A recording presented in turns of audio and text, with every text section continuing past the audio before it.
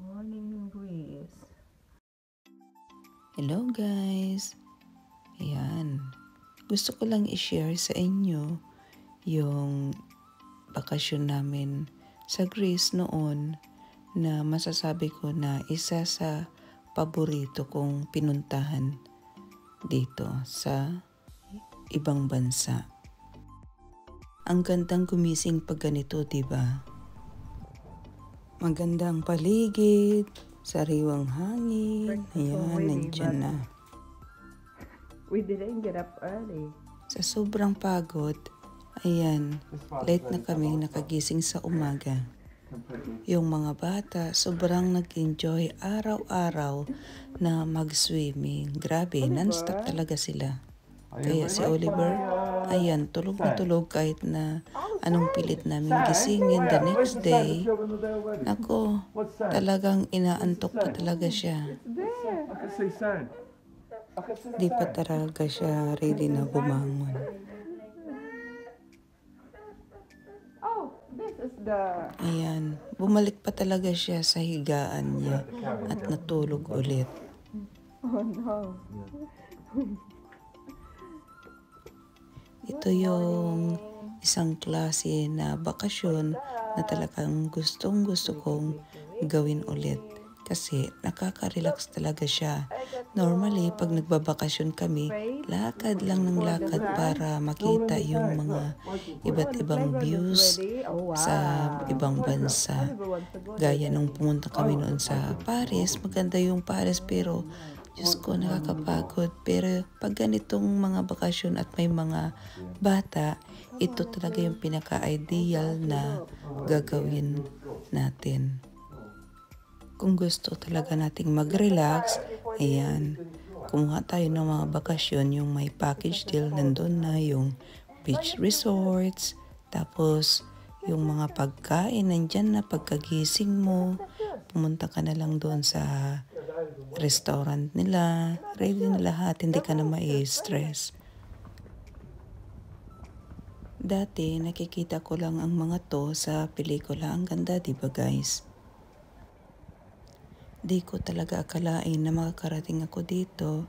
Grabe yung saya ko nung nakita ko at nandun talaga ako mismo sa ganyang mga lugar. Sobrang na-enjoy ko talaga yung bakasyong ito. Dito kasi sa UK guys, normal sa mga pamilya yung mga nagbabakasyon kapag bakasyon ng mga bata sa eskwela. Talagang ang mga pamilya dito nagbubuk ng mga holidays para magkaroon ng oras para sa kanilang mga anak at sa sarili nila makapag-relax na din. Yung buhay kasi dito guys, talagang sobrang busy.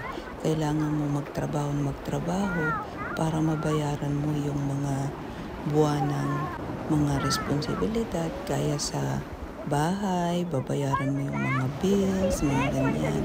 Pero nag-i-extra ng trabaho sila para ganito, ma-enjoy din ang buhay. Hindi lang na puro lang trabaho, diba? Gusto din nilang magpahinga at ma-enjoy ang buhay habang nabubuhay sila. Kaya kung mapapansin ninyo guys, marami kayong nakikita sa Facebook na mga Pilipino na talagang nagbabakasyon kapag may pagkakataon sila na enjoyin ang oras nila, diba? Poor Oliver is sleepy now. Ayan, si Oliver, sobrang antok na niya dahil napagod siya maghapon sa kasi swimming niya. Halos hindi na niya malunok yung kinakain niya. Pumipikit-pikit. Pero pinipilit pa rin naman niyang kumain. Malaki yung restaurant nila dyan guys. As in, ang daming pagpipilian. Mamili ka na talaga hanggang mabusog ka. Ang kagandahan lang dito guys sa ganitong mga bakasyon, kung ano yung binayaran mo nung nagbuka, yun na yun. Di ka na mag-alala kung kakasya pa ba yung perang natitira sa wallet mo. Dahil lahat naman na nandyan na. Ayan, si Oliver, pagod na talaga. Hindi na niya kaya. Talagang natulog na siya dyan sa upuan. Hindi na niya kaya.